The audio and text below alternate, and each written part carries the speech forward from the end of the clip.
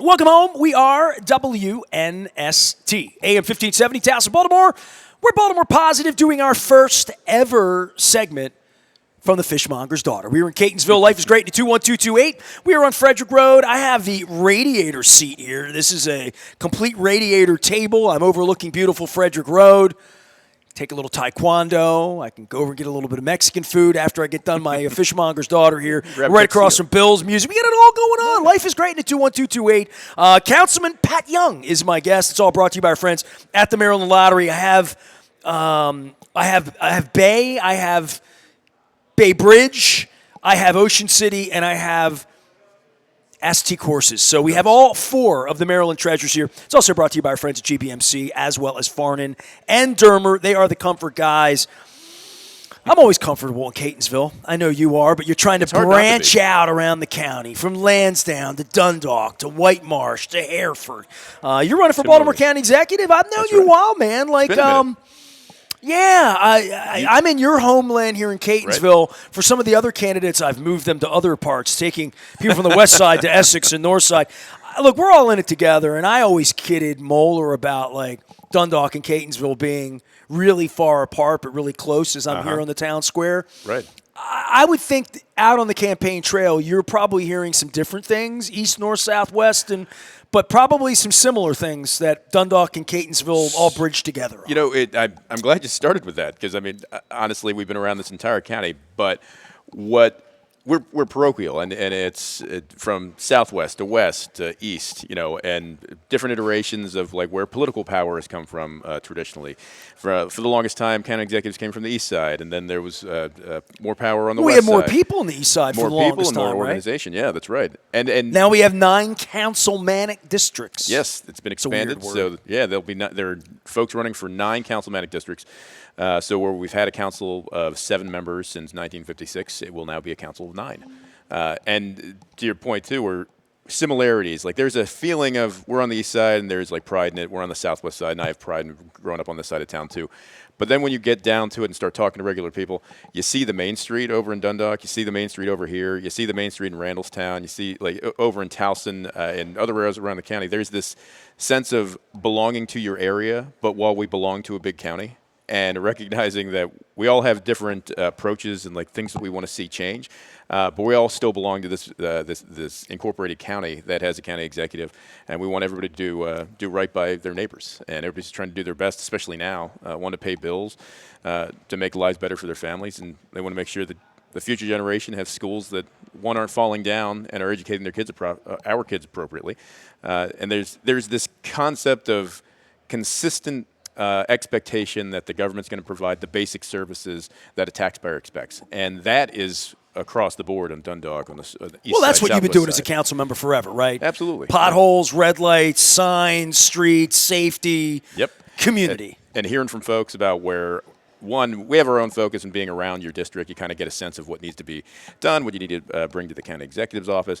But then we rely on people to reach out to our office and tell us, like, if we've missed something, if we've forgotten something, if somebody else is leaving their house and they're passing by the same stop sign that's been knocked down for a week, and then they call our office, like, I had no idea. Great, let's get this fixed. Let's move on it. It's part of this concept of we all live in this county. We all play a role in trying to make it better. And I think there's a perception that is consistent across the board that one area gets more attention than another. Even on the southwest side, Arbutus thinks Catonsville gets more attention than Arbutus does.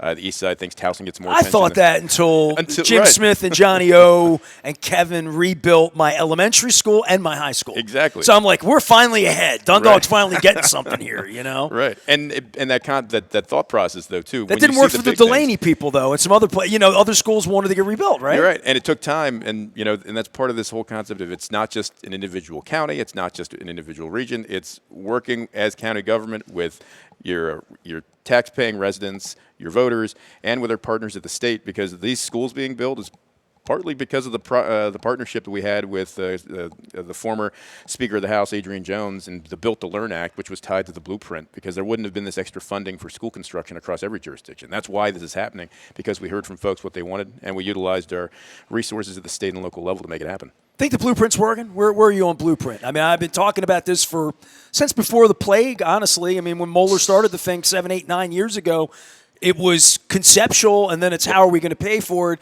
and then it's we have a Democratic governor who's trying to figure out how to pay for it after the Republican governor left the red line dead. So there's all of these issues of where the money could have gone. Mm-hmm.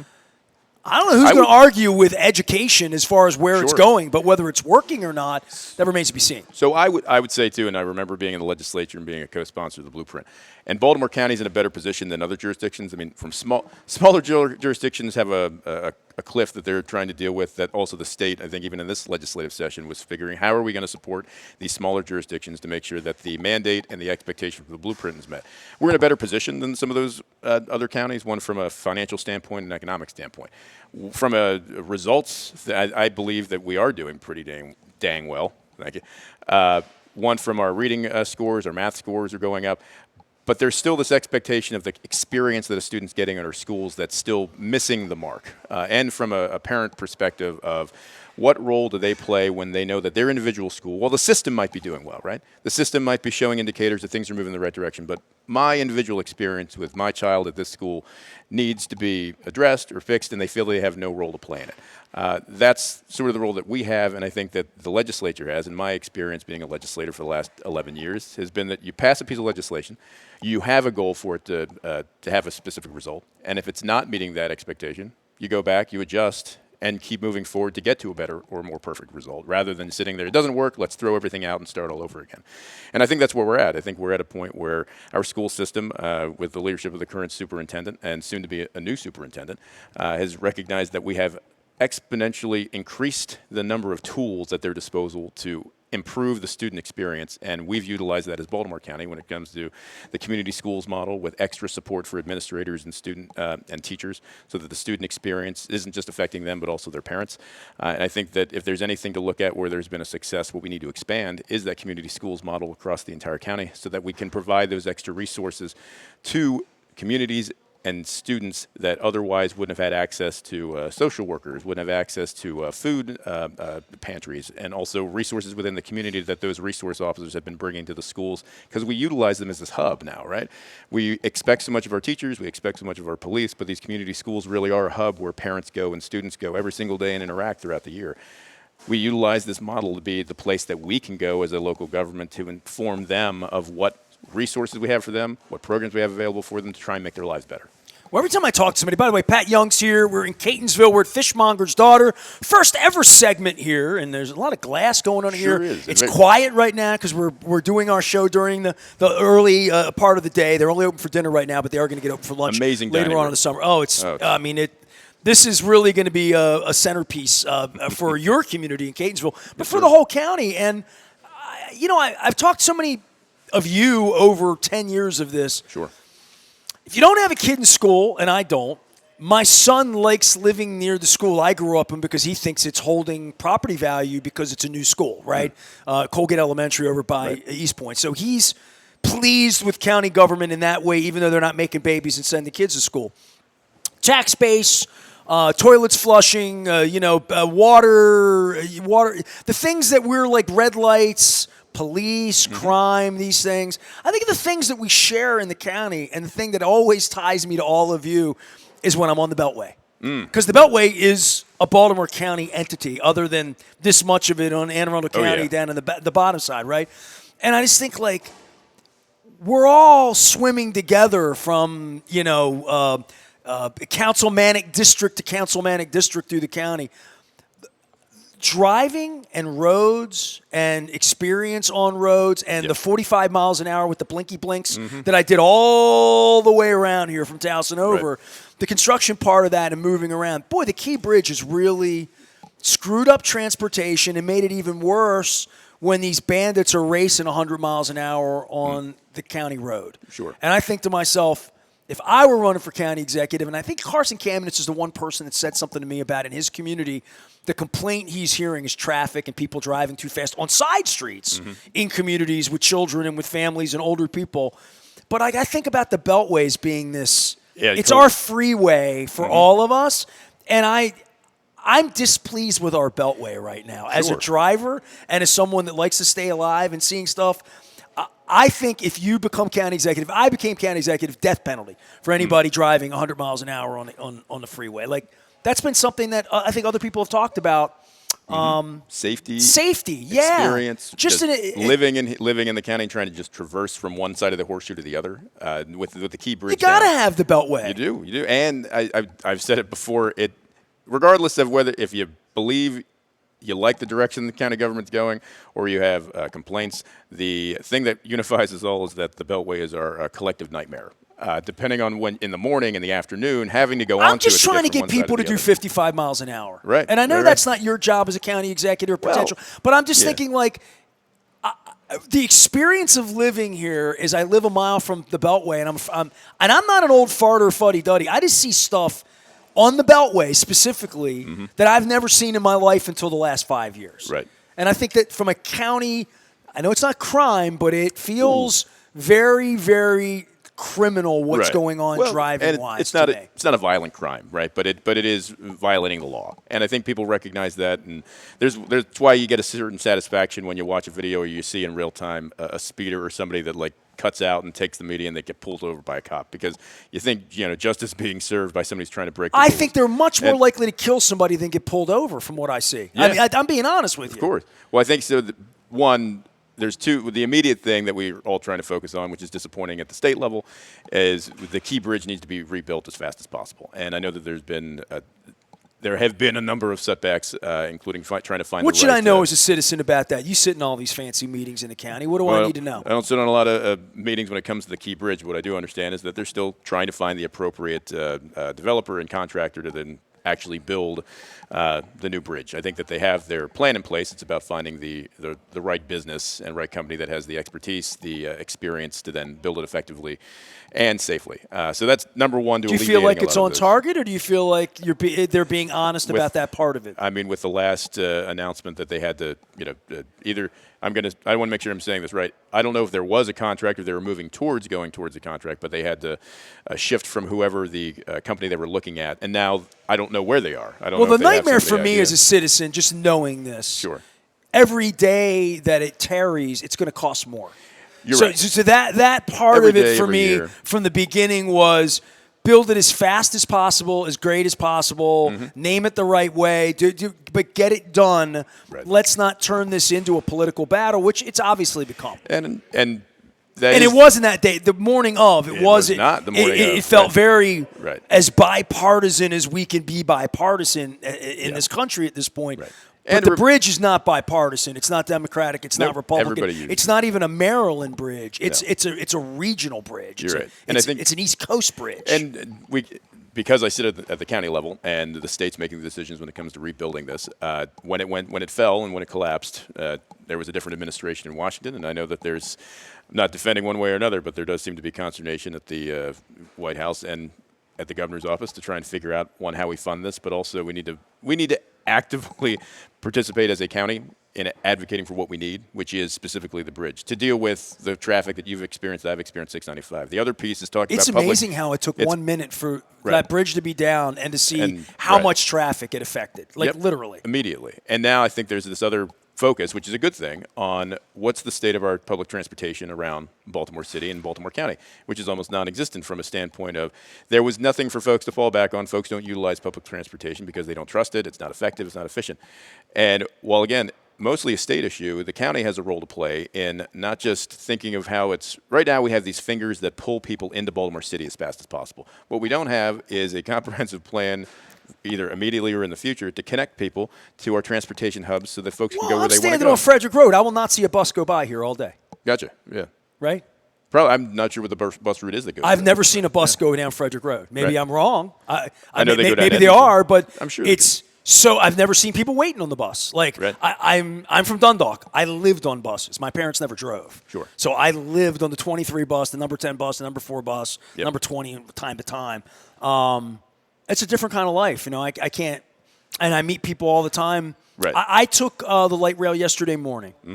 I landed from Pittsburgh at 7 in the morning at our airport, and my wife said, "Take the light rail. I ain't getting your ass at the." No, she had to work, so I didn't want. And we live in Towson now, and I'm at BWI, so the light rail for me for $1.75 or $2, whatever it is. I was in Lutherville. It took me an hour. I mean, it's a light rail, but like I didn't have to put my wife out, and my wife asked off from work for 20 minutes and ran over and got me, and she took 20 minutes off of work, and I light railed it, and but seeing how many people are on the light rail at 6 a.m. who work at the live casino or work at the airport, or they're wearing swag, and I see who they work for. I see their work outfit, and I'm thinking every day this train's got to run on. And I think that when I'm in New York or in places where public transportation's like a thing, we really screwed that pooch in this state, didn't we? Like all of our lifetime, really. We do. And I mean, we can go back to and talk conspiracy theories of what happened to our, trolley lines, the one that did used to go right down Frederick Road.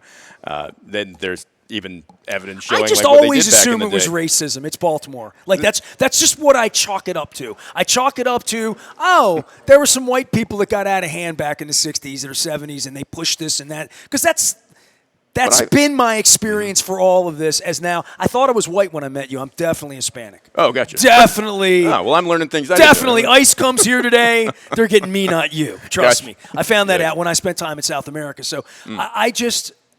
So many things that we're still trying to undo in this country, like in your military, and the Trump thing, which sits over top of all of this in so many ways. Right.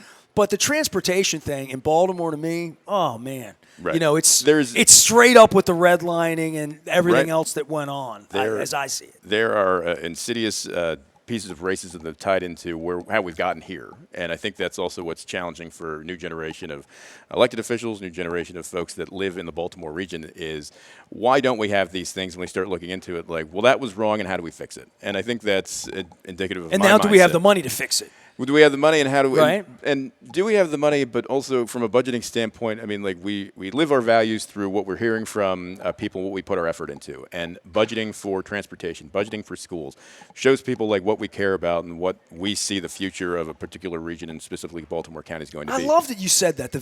I've heard that many times, like our values are in the budget. Just look at absolutely. the budget. That is what we're valuing, literally, right? What have we chosen to put our resources into, taxpayer trust through dollars into? And you can take a look at the budget from any particular year when it comes to, and that's also, I mean, I come from a budget background. I've served 8 years in the General Assembly on appropriations and been on the county council for the last 3.5 years, and I've chaired the Spending Affordability Committee. And I say that to say that there's you can go back and look through budgets even from the first year that we got here and seeing where did we put our effort in the first year and what have we accomplished and what have we been able to do. The first year I was there, they canceled the red line. And we were talking about transportation, and now there's been announcements about the red line, and now I think they've paired it to a rapid bus transit line. I'm for anything that's better than the nothing that we have now. But at the end of the day, is it meeting our long-term expectations and needs to get people where they need to go to benefit from the economic opportunities in the city and around Baltimore County? And at the moment, by itself, the answer is no. But working together to connect around this county. So you were saying, too, you got to the airport and then you went up to Lutherville. But if you didn't live so close, you'd need to find another way to get to somewhere else in the county. So if you wanted to connect lines, either you have to go into the city, then go back out again, or you can't get to where you need to go once you get to the end of the line. Ever since rental cars become like $1.25 a day, I'm from Dundalk. I took buses all of my life. Sure. I've become a real public transportation hoe. Nice. You know, like I'm that guy. Gotcha. I'm that guy that's going to take the Amtrak in San Diego 2 weeks from now to L.A. because it's $36. Yep. But then I measured the Uber I'm going to have to take from downtown L.A. to the airport. I'm going to see Rush. Nice. It was $36 to get from San Diego to L.A. It's going to be $55 in Uber to get from the train station to my hotel. And I'm thinking to myself, all right, there's got to be a bus. Turns out L.A. put like a light rail in that I didn't even really realize happened. I mean, South Florida's put in this bullet train from Disney World, and nobody's using it. And I was in Vegas the other day, and people were talking at length about the Vegas-L.A. bullet train. Sure. You know, I've been on a bullet train in Japan. And you were military. You went around. You saw how the world moves around. My wife was in Europe and Italy a couple weeks ago. Get anywhere you need to go. Other than our freedom that began, I guess, in the 50s and 60s with highways and gas guzzlers and Ike and whatever. Focused on cars. And freedom and cars in California and Texas and cars. And Sure. I don't know what we're doing to sustain that other than bombing Iran and blocking up the Strait of Hormuz, right? Like, Well, I mean, literally. how we're sustaining that, I mean, gas prices are going to be $5 a gallon here soon, which we have little to do with at the county level either. It's awful to see, and I think it's hard to try and build The orange trust guy at the did local that. level. I saw it at the gas pump. I Right. saw him pointing at it. Yeah. I mean, it's hard to build trust at the local level too. When you mentioned at the top, you have this pressure pushing down on like. We're trying to do the best we can locally, which has the most impact on individuals' lives from day to day. While at the top, you're saying, well, if you're a microcosm or even like a small subsection of how government works, like we can't trust this. How can we trust you? And my response to that is not just to try, but to implement as any opportunity we have to be as transparent and open to provide the public a forum to engage with us because they're part of this. There's no transparency without the public participation. There's no accountability for elected officials without the participation of the public, which says to me, especially in this day and age, that we, as a government, whether it's whoever is in charge, needs to provide and not just tacitly say, here's a forum, you participate, but seek out the people that are actively engaged on social media, in person in their communities, with their community associations, and bring them in because they're the ones that should be guiding our decisions, not folks that get elected from one cycle to the next. Pat Young's here. We're in Catonsville. Life is great in the 21228. We're Fishmonger's Daughter. It's all brought to you by our friends at the Maryland Lottery, along with GBMC and Farnan and Dermer, our comfort guys. All right, so for the county, your political path from Marine and citizen here to running for office to then becoming councilman, give me your path toward county executive. Why here? Why now? And we'll go backwards and we'll talk about Johnny O and Kathy Sure. and all that other stuff. But just where you are in wanting to do this now, feeling like the time's right. Obviously, Johnny O moved on to Congress. You were involved in selecting this particular county executive. I haven't been pleased with this as a county resident or voter. So some ideology on that, but more than that, you're running and you want to change something, right? I mean, you want to make something better, right? Yeah, absolutely. I mean, one, lived experience from the folks that live here. I'd say the expectation of what our citizens experience from the police department and folks from one jurisdiction and precinct to the next about what they're seeing on the ground. Police is first. That's the number one thing you think you hear the most about? I think there's a want for there to be a old-style presence of seeing folks out and about. And in order to meet that expectation, we need to fill all of the vacancies, or as many of the vacancies as we can within the police department. And we got to give credit where credit's due. The current chief has done an amazing job at, one, recruitment and changing the way that the police department's recruited, but also from a standpoint of filling the vacancies we've had in the past. So we've gone from, when I started, 400-some vacancies. Now we're down below 160. And I think that's a good thing. What we need, though, is to recognize which jurisdictions have the most vacancies, where we have folks that can be new to the force, but also working within precincts to be patrol officers, so that we can meet a one-on-one in-person interaction with the public when they need it, when they expect it, and not just sitting. And this is what we're hearing from other folks too, not just using the patrol car as a place to then drive around, but also to interact with the public when you're out and about, specifically along our economic corridors. And when crime happens, be active with our responses to folks that have been a victim of crime when it comes to whether it's an individual, whether it's a business, or an entire community that's been either vandalized or has suffered from some form of crime or another. There's been a drop-off of an action happens, there's a response, and then there's no follow-up. And that's across county government, and that's part of the thing that is overarching with the way that I would like to change things. It's been one of my experiences, is the ball just being dropped. Right. And like everywhere I go, the story that connects everybody is whether it's a positive reaction or not, or negative, that there's, whenever they go to engage with county government, it's initially they're treated as an adversary rather than a partner to try and solve simple problems. And my experience, and I was raised to believe that government's a place to solve problems and a backstop when all other ways to resolve something has failed.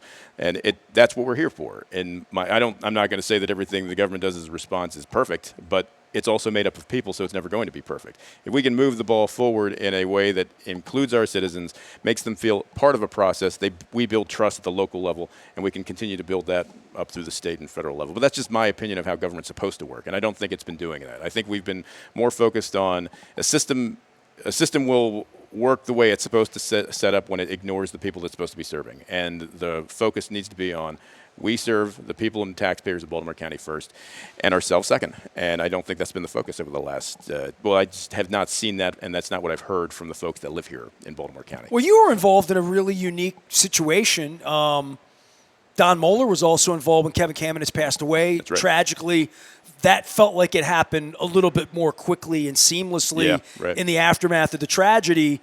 The Inspector General situation. There's just a lot going on in the county. I have not had the county executive on because I don't. Yeah, I didn't. I just have not had her on. Gotcha. I've not been impressed enough with her as a citizen to invite her on to think that I'm truly going to get answers from somebody who is a placeholder, as I saw it. Right. I don't know what you and the other 6 people saw or didn't see or thought. I've met the other people. Barry Williams has been on my show kind of famously.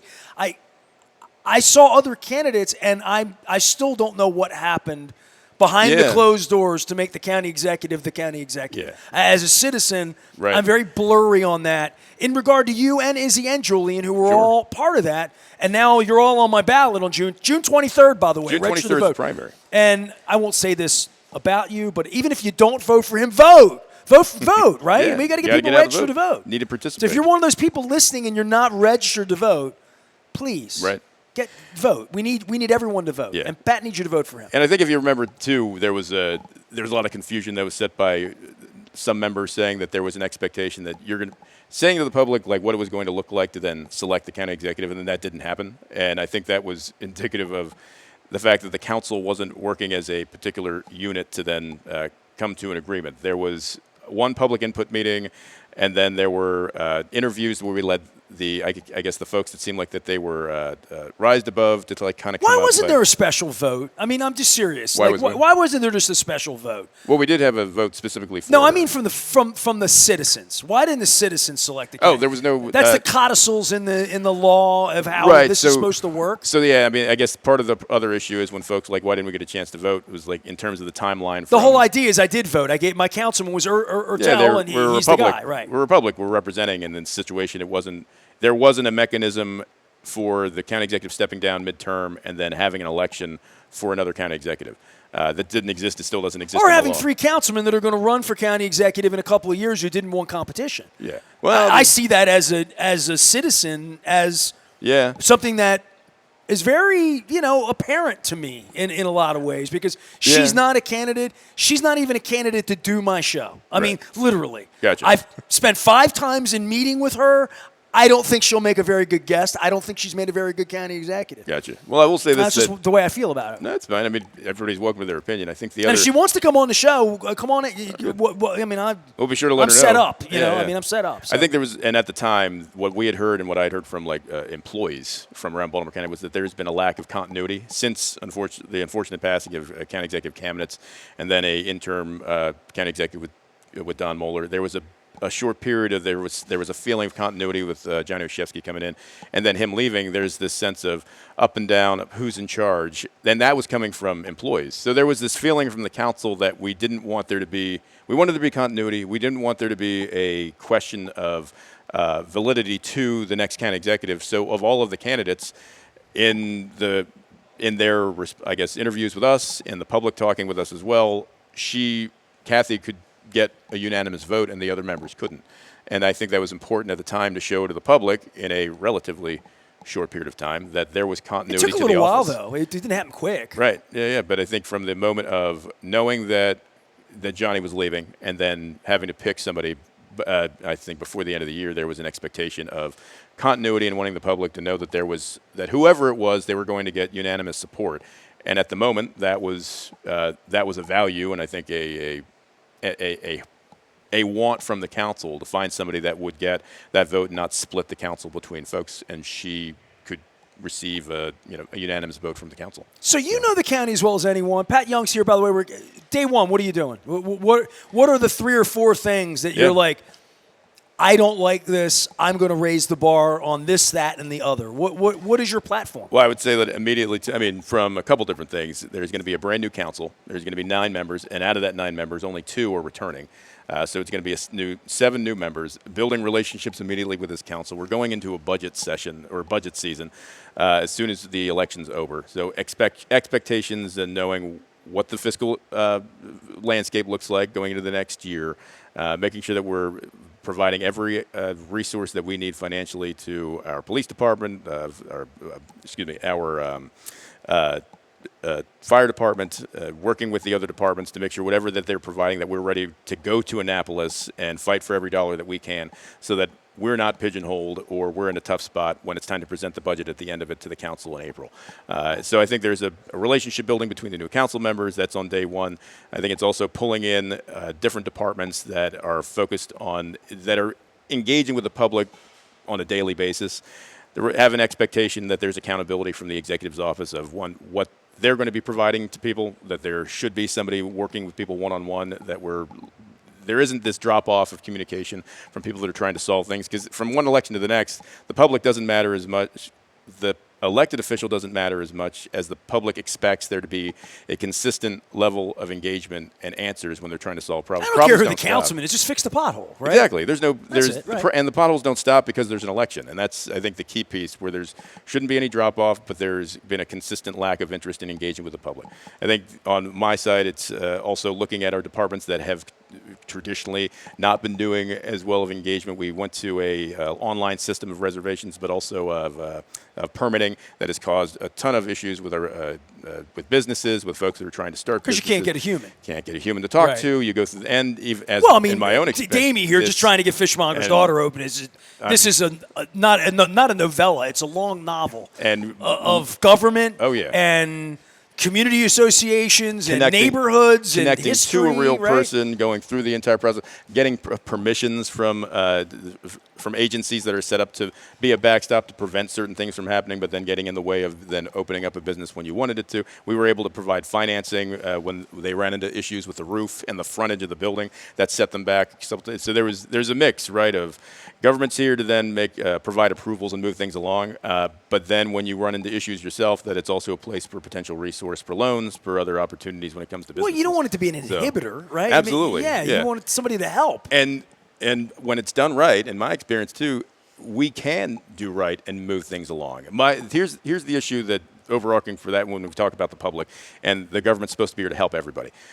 For too long, Baltimore County has helped people that write checks and have a large amount of influence with the people in power because they have participated in their campaigns. They've funded developers. They've I had was a with vested developers interest in all moving over the this. week. They're upset that they have a bad name because they do put a lot of money into all of this. I'm sure they are. They're upset because they have a vested interest in being able to have a guarantee or at least a better version of engaging with elected officials that can change things in their favor. And that's part of what I'm running on. Government shouldn't be working and moving fast for a select few that know who to call or have a phone number. It should be working for everybody. The person that's asking to get a pothole fixed or have something reviewed related to their water and gas line should be addressed just as fast as a developer that's trying to get a rezoning or their approvals and permits done so they can build something. There shouldn't be a drop-off because this person, and that's what I think Baltimore County's reputation has been, is that a select few get attention and things done in a timely manner. Well, that goes back to Agnew, probably, right? Literally. I would say that reputation has followed us since then, and it's been hard to break because that's how we've operated. Unfortunately, it has been a system where it's if you know who to contact or you can reach out to that person, you get things done.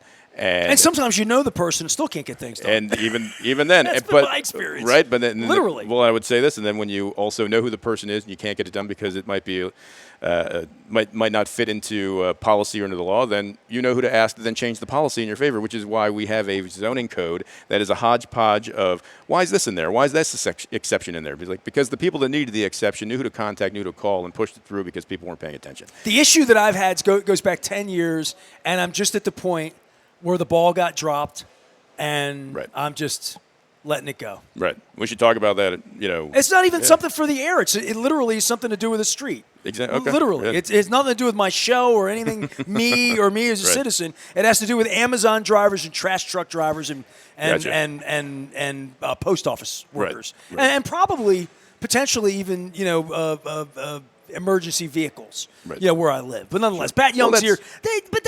Listen, for me, I just like for people like you to come on the show and Schoolhouse Rock me a little bit about the civics part of this and about why you're running. It's such a big job, Baltimore County Executive. Sure I mean, I learned this when I got involved in Baltimore Positive to think about running for mayor of Baltimore.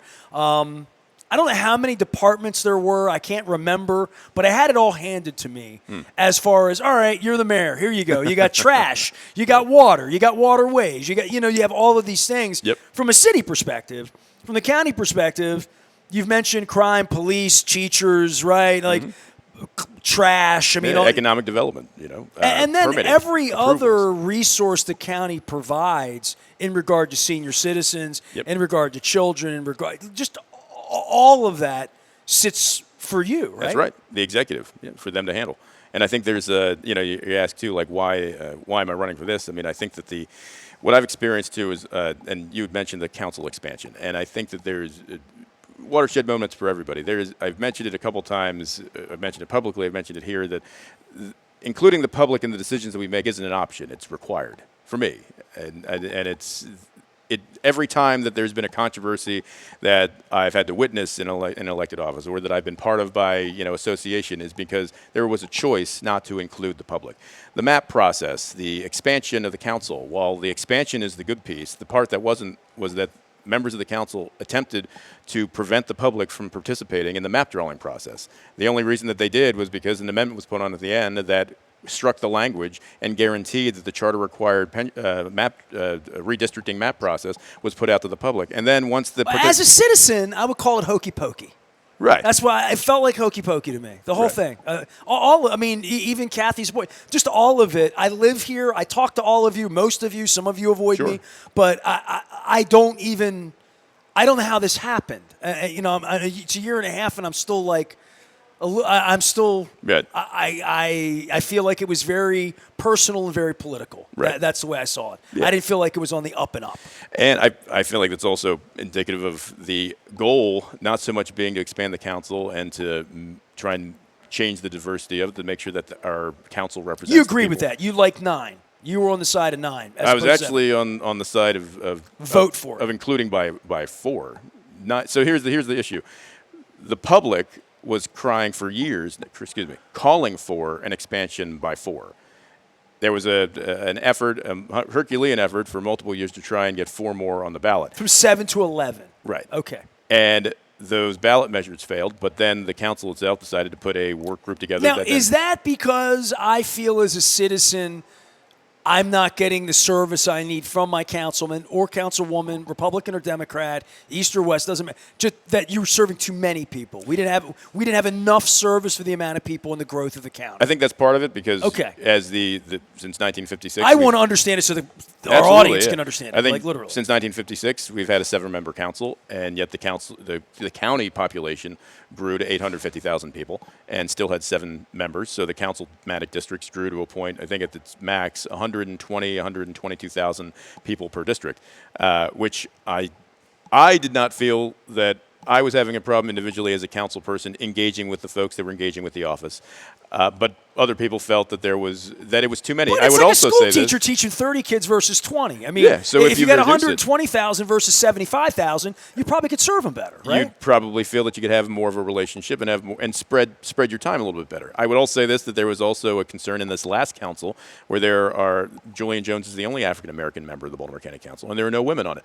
This was also a watershed moment where there was push for expansion of the council to provide more opportunities for minorities and women to run for the council, so that the council would have an opportunity to resemble the population that it serves. Because at the moment, we're very white and very male. And I would say the good thing of the expansion is that we have the most diverse group of candidates running ever. The problem for me was that if the number one step that can't be crossed is cutting the public out of a process, and that is what you used to do it, then am glad that we're expanding. I'm glad that we will be a more diverse council and we will have more seats by expanding by 2 that nobody asked for. But then there's the drawing of the map that is also its own thing, right? That included the public and there was a map that was tied to the referendum that people didn't know about. So they voted for the expansion. They voted to make the council full-time. And they voted on a map that people didn't realize until after it was over that there was a map that they had voted for. And then they went into a map drawing process that the public participated in. And then the commission sent back a map that had public vetting. And then the council drew a map it wanted to anyway, which I voted against the expansion. I voted against the map because it cut the public out or ignored the public's response and their participation in the process in the first place. It can't be optional. Public participation is required. And every time, I would say in the last 3 years that this council has been dinged for something or pointed out or like called out for something, it's been the choice of someone insider dealing felt like to me. Taking the public out of the process. And I would say that I've never felt like all 7 of you get along or know each other well or even like each other or work together, that it's the superpowers of you're 7 very different people, right? Yep, pretty much. And it also shows the diversity around the county, just like you were saying in the beginning, the mentality of the east side, mentality of the southwest side. It comes through in the folks that we elect, even from North County with the urban-rural demarcation line. We have different cultures in one county of mentality, even though we are one jurisdiction. And trying to represent that and being an executive for all is challenging, but it's also exciting. It's an opportunity to bring people together. What I've seen over the 43 years that I've spent on this earth and in this county have been amazing for me, because when I was in the military and interacted with folks from different states, I mean, I didn't realize back in 2001 that you could meet somebody that hadn't met like a minority person. But it was, there was folks out in Montana that had only interacted with white people their entire lives. And realizing that I came from a diverse neighborhood, a diverse community, went to public school. Became an incredible strength for you. Right? I still feel incredibly lucky for the empathy, but also the exposure to recognizing that we're, at the end of the day, even though we're different, we're all trying to fight for the same thing, which is to get home at the end of the day, to make a better life for ourselves and for our kids, and to make sure that our tax dollars go to a system that lifts people up and doesn't crush them or shut them down or prevent people just to live their lives the way that they want them to. And you know what? What I found in Iraq, 2 tours and engaging with the public, is that they want the same thing. That we are more alike than we are different, and that propaganda is going to be what propaganda is, but the people here want the same thing. The people abroad want the same thing. And the things that they're talking about on the news and the fighting for at the White House are complete bullshit. Good. Am I allowed to say that? You just did. Okay. Pat Young's here. We are in Catonsville, 21228. Life's great. It's all brought to you by our friends at the Maryland Lottery. We're at Fishmonger's daughter. Anything you want to say about this joint or just Catonsville? This is your people out here, and it took a long time to get this thing built. Nestor, I would have met with you anywhere, but when you said we were meeting at Fishmonger's daughter, I was like, when?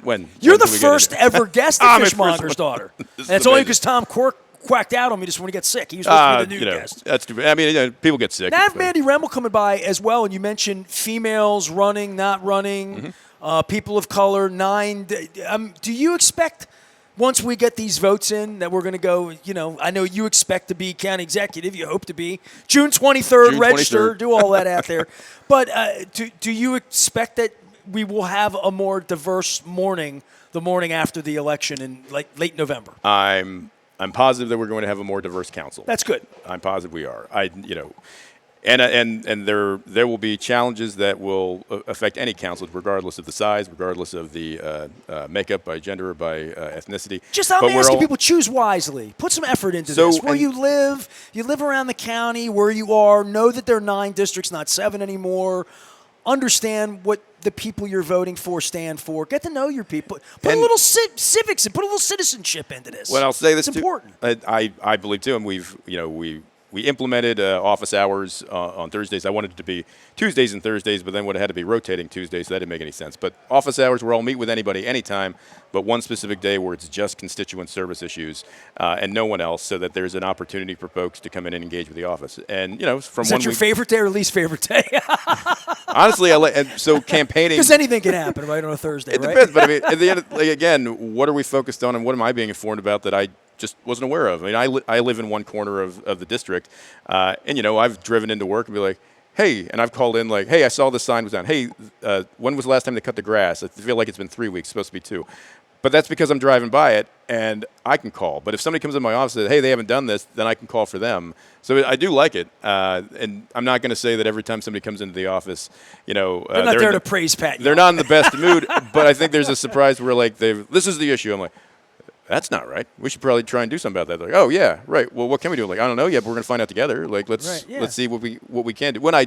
Sometimes you know exactly who to call, sometimes you don't. But it's Give always me an example of something silly somebody came in for, and they were teary-eyed or a mess or about to get screwed, and you put a little government elbow grip. I mean, that's what I'd like to think, that if I called my councilman or I called my county executive, I've not had a lot of success. And I had Moeller running the county, and I still didn't get things done. So, I'm just literally, I have not had a lot of success as Citizen Nestor. Being an asshole on the radio, that works. This works when I yell out here. But, making that call and saying, hey, I saw, you want to that's been a very problematic thing as a citizen. So and I think this one sticks to mind of your question. Which is why I act like a jerk on the radio sometimes. Oh, I would. Squeaky wheel gets the oil, right? Gets the oil, yeah. Well, so I think this is to answer your question, that it was a little bit more complicated than that. A mother came in, and I'd be very clear not to indicate, and this was a few years ago, their daughter was getting bullied, or what could be defined as bullying. But there's a process, right? And she's been to the police or been to the school, all that? Been to the school. There were meetings prior to that. And, right on. And again, government being a backstop, they came to me because she they didn't know where else to turn. Right, there you go. And I hadn't been through the process yet. My son was still young and getting into BCPS, but me finding out that there is a process for bullying that, and this is also where there's a drop over, why should I have to do this? There's accountability associated with anything taxpayer dollars go to, and anytime the public or kids are involved. So even though this isn't a councilman job, but it's something that came to your office. Came to the office, and we weren't going to drop it. So it was going through the process for the first time of all right, what went wrong here? They're well, they didn't they filled out the bullying forms, but only after somebody finally told them to fill them out. So then there was a record of something happening. And then they were told, well, they need to transfer schools. There's only very specific reasons to transfer schools. Bullying could be one, but you need to fill the right forms out. And this is what drove me nuts.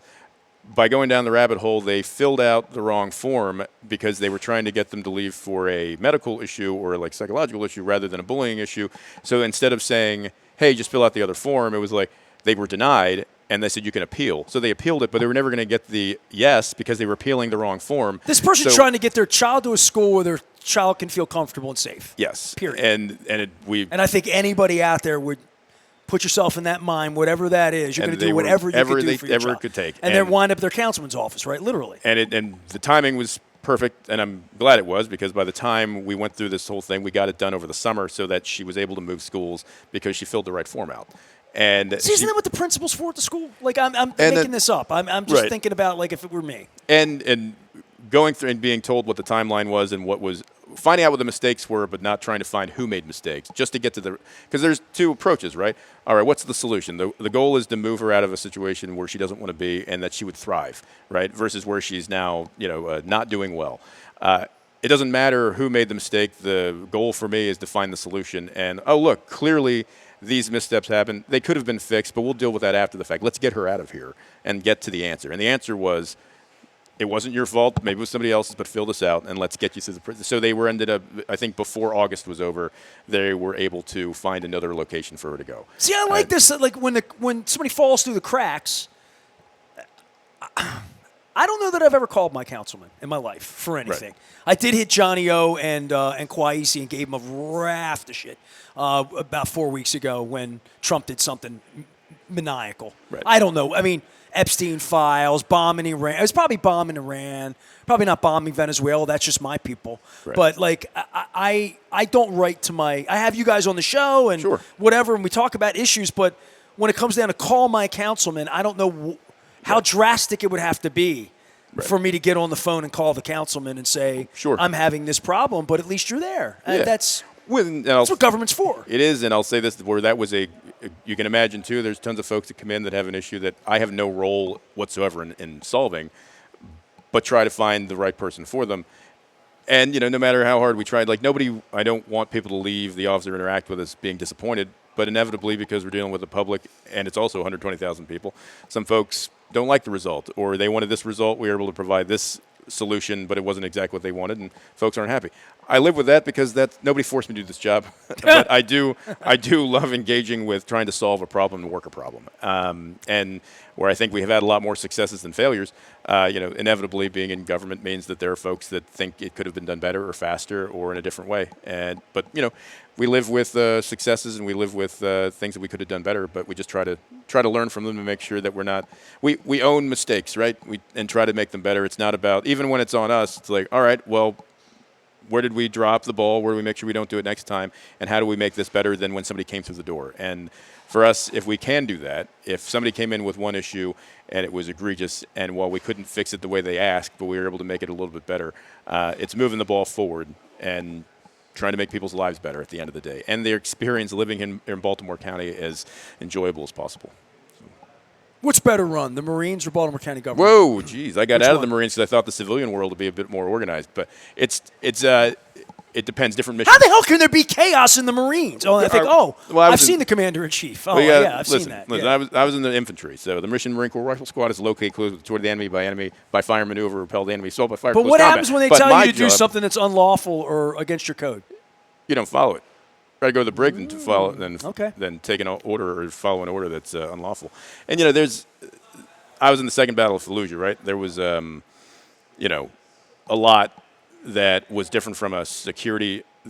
I've been able to participate in combat operations, humanitarian operations, and while the humanitarian missions give me hope for the future, the combat missions have not always presented a memory that I'm fond of. But I can say that the men I served with, and I say that because it was all men serving in the infantry, that served with distinction and would never follow an order that was unlawful or something that would put people at risk, or even unwarrantedly put a prisoner at risk, regardless of what their actions were prior to them being taken into custody. And I'm proud of that. I'm proud of the service that I provided, and I think it's influenced my decision-making as a council person and as somebody that's been in elected office. There's a lot riding on how we are perceived, and I'll tell this story if you wouldn't. Well, you are the real deal. I mean, having gone off and served this country, and I see what the president's doing and how much it pisses me off. But I'm not you, and I can't. I can't.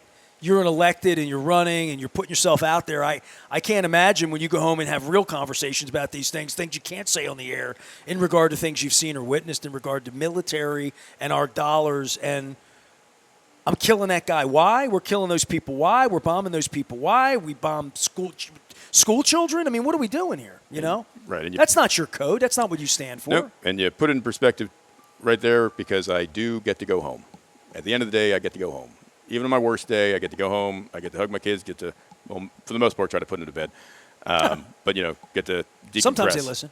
That is not the case for everybody, and not the case for 21 men that served with me in 2004, but I do remember when we were relieving a unit when we got to Iraq in 2004, and the guy that we were replacing reminded us, and he was a sergeant. He said, "Remember that you're relieving us, and we did everything we could to provide an environment that when the people see this uniform, that there is a level of respect, and that they are going to judge the next group of Marines that wears this uniform. They're going to judge their interactions with them on how we acted, and don't ever forget that." How you act now will affect the next unit. And if you're going to be awful, if you're going to do unethical things, if you're going to terrorize a population, then you have not made it hard for you, but you've made it incredibly hard for the next folks that you don't even know who they are. And that's what worries me. The life lesson you're giving me is right. I just got back from South America. I did 2 weeks down there. Pull my U.S. passport out. They don't see Nestor or Hispanic or Venezuelan or decent guy, or they just see he's with Trump. Yep. That's what they see. Right. And I saw that firsthand, and I got mistreated. And when I got mistreated, it really pissed me off and hurt my feelings. And I'm like, yep. Oh, I've got an American passport. This means something, and it doesn't mean what I want it to mean. No, and it used to mean something else, right? And I think it's going to be it's going to take generations to rebuild trust, and I'd say just even basic understanding of what that means to be an American, because the folks that have been in power, they have no idea what it is to be a regular person living in the United States and doesn't care about our experience, is at the helm driving us into an iceberg. But the hope is in individual people recognizing that we are not the sum of our worst examples, and that we all collectively can show what the American people really care about and what we focus on, and that's each other. And that there is value, and that we make it harder for people abroad, we make it harder for our military, and we make it harder for our government to interact with other countries when our president and our federal government are acting like fools. Pat Young is here. He is representing the good folks over here on the southwest side of town. He is running for Baltimore County Executive. Give your parting shot here. I'll let you go and get back to running what you're running. But sure. Why vote for you? Yeah, lifelong resident of Baltimore County. My wife and I are raising our 2 boys, Tristan and Finn here. How old are these kids? 10 and 7. Yeah, so it's getting better. It's good. It's getting better. Yeah. They love baseball, so they love baseball. So it's bad. It's getting worse. Then it's a bad week. Yeah, it's been a bad week for the baseball team. Right. I'm an Eagle Scout. I mean, I love this county. There's been no other home I've ever known. I've dedicated life to this concept of giving back and service, indicative of the way I was raised right here in Southwest Baltimore County.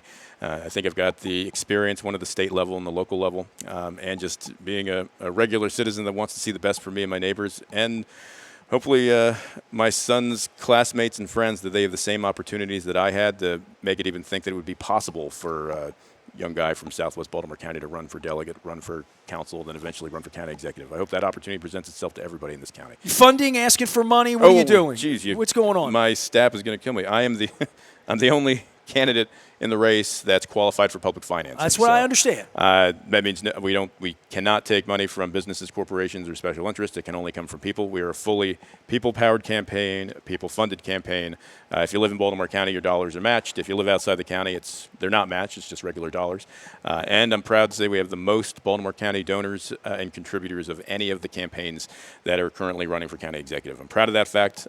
It presents its own challenges, but ones that I think have tied me to the people of this county more than other campaigns, because we had to qualify with 550 Baltimore County residents to contribute. We had to talk to thousands to even get to that, and we qualified back in January. How much do you have to give to be considered? To qualify, you need 550 Baltimore County residents to contribute, and you need $50,000. So we contribute raised, what? Anything? Anywhere from $50 to $50. $250. Okay, all right. I'm just trying to get the numbers right. That's all. And so we are consistently out there. We've been rocking and rolling since for over a year. But we've opened our campaign office right here in Southwest Baltimore County. We operate 6 days a week. Well, honestly, I operate 7 days a week, but our paid folks operate 6 days a week, getting out, making real connections with real people. That's how I ran in 2014. I knocked on 9,000 doors and won by 34 votes.